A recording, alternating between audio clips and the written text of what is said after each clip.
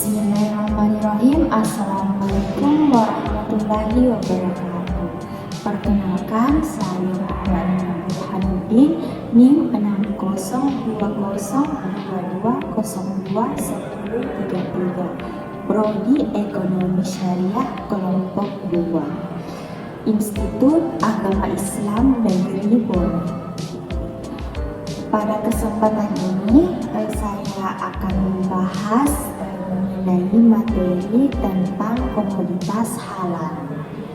Tugas ini diajukan untuk memenuhi tugas akhir pada mata kuliah Mikroekonomi Islam yang dipandu oleh Bapak Dr. Syaparudin SAG MSI.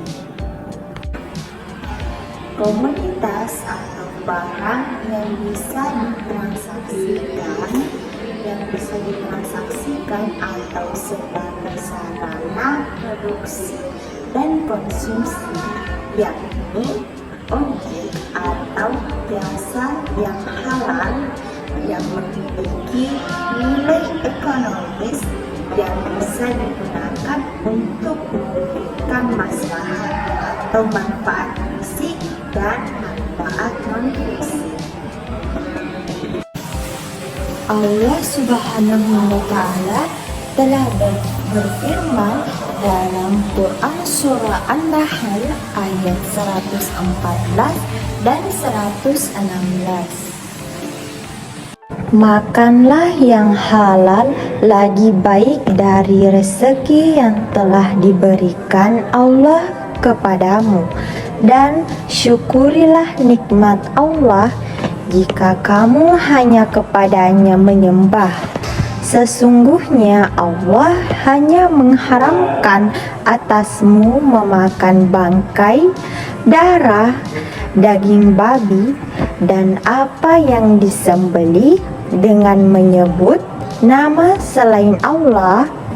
Tetapi barang siapa yang terpaksa memakannya dengan tidak menganiaya dan tidak pula melampaui batas, maka sesungguhnya Allah Maha Pengampun lagi Maha Penyayang. Dan janganlah kamu mengatakan terhadap apa yang disebut-sebut oleh lidahmu secara dusta, ini halal dan ini haram, untuk mengada-ngadakan kebohongan terhadap Allah. Sesungguhnya orang-orang yang mengadakan kebohongan terhadap Allah tiadalah beruntung. Kaitannya dengan ayat ini bahwa komoditas atau barang yang bisa ditransaksikan atau sebagai sarana produksi dan konsumsi, yakni objek atau jasa yang halal yang memiliki nilai ekonomis yang bisa digunakan untuk memberikan maslahat atau manfaat fisik dan manfaat non-fisik. Objek adalah benda-benda yang berwujud yang memiliki nilai ekonomis yang dapat digunakan untuk mewujudkan maslahat.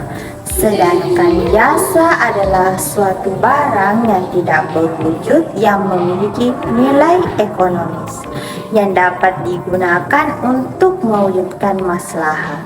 Jadi, barang dan jasa itu merupakan alat atau sarana yang memiliki nilai ekonomis yang dapat digunakan untuk mewujudkan maslahat. Barang sebagai sarana dalam mewujudkan maslahah dapat dibedakan berdasarkan cara memperolehnya, kegunaan dalam hubungan dengan barang lain, ataupun dengan cara proses produksinya. Pertama, berdasarkan cara memperolehnya terdiri dari barang bebas dan barang ekonomi. Barang bebas yaitu yaitu barang yang diperoleh tanpa mengorbankan sumber daya ekonomi, misalnya udara yang ada di sekitar kita, sinar matahari, air, dan jumlahnya yang sangat melimpah. Sedangkan barang bebas ini merupakan ciptaan Allah untuk dimanfaatkan oleh manusia. Sedangkan barang ekonomi yaitu barang yang diperoleh dengan mengorbankan sumber daya ekonomi, misalnya pakaian, makanan, dan juga rumah.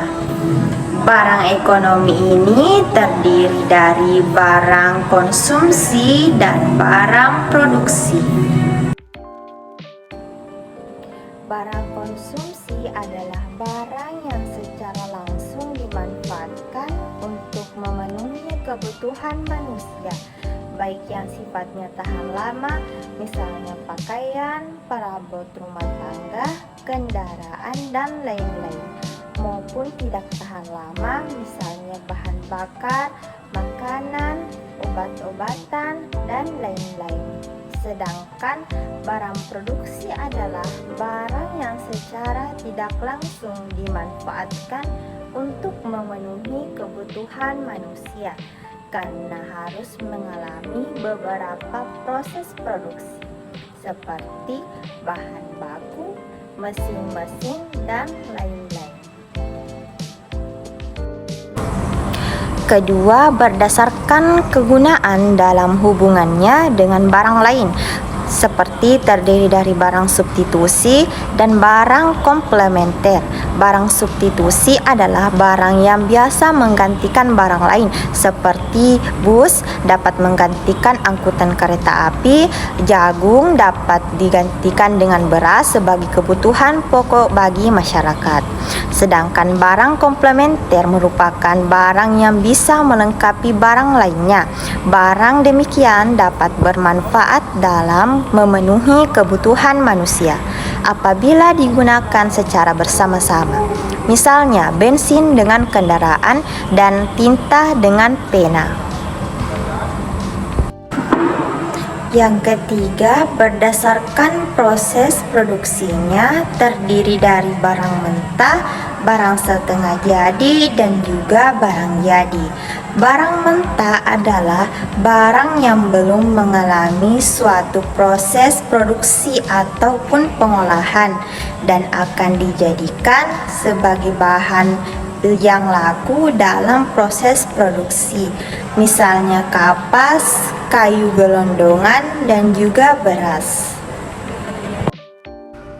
Adapun yang dimaksud barang setengah jadi adalah barang yang terus mengalami proses produksi namun belum dapat digunakan untuk memenuhi kebutuhan manusia secara sempurna. Misalnya kapas menjadi benang, kayu menjadi papan, dan beras menjadi tepung. Sedangkan barang jadi adalah barang yang telah mengalami proses produksi secara sempurna dan dapat digunakan dalam memenuhi kebutuhan sehari-hari seperti contohnya kue, pakaian, meja, kursi, dan lain-lain. Prinsip konsumsi dalam Islam. Pertama, prinsip keadilan. Syarat ini mengandung arti ganda yang penting mengenai mencari makanan dan minuman secara halal dan tidak dilarang hukum. Yang kedua, prinsip kebersihan. Syarat yang kedua harus baik atau cocok untuk dikonsumsi. Makanan tidak kotor atau menjijikkan sehingga merusak selera. Karena itu, tidak semua diperkenankan boleh dimakan dan diminum dalam semua keadaan. Yang ketiga, prinsip kesederhanaan. Prinsip ini mengatur perilaku manusia mengenai makanan dan minuman adalah sikap tidak berlebih-lebihan, yang berarti jangan makan secara berlebihan. Yang keempat, prinsip kemurahan hati. Dengan mentaati perintah Islam, tidak ada bahaya maupun dosa ketika memakan dan meminum makanan halal yang disediakan oleh Tuhan, selama maksudnya adalah untuk kelangsungan hidup dan kesehatan yang lebih baik, untuk menunaikan perintah Tuhan. Yang kelima, prinsip moralitas. Bukan hanya mengenai makanan dan minuman langsung, tetapi dengan tujuan berakhirnya, yakni untuk meningkatkan kemajuan nilai-nilai moral dan spiritual seorang muslim.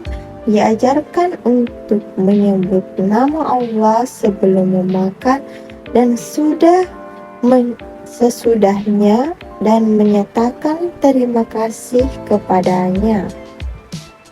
Dengan demikian merasakan kehadiran ilahi pada waktu memenuhi keinginan-keinginan fisiknya.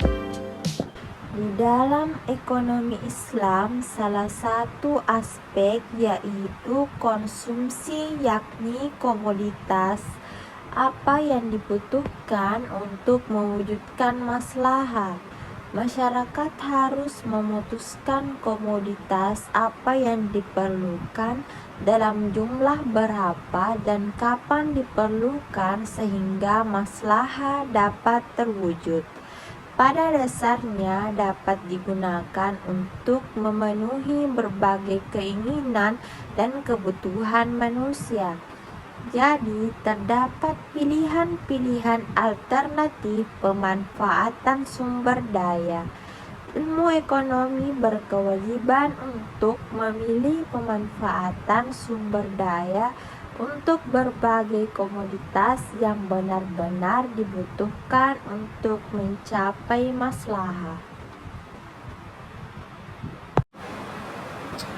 Itulah tadi pembahasan mengenai komoditas halal.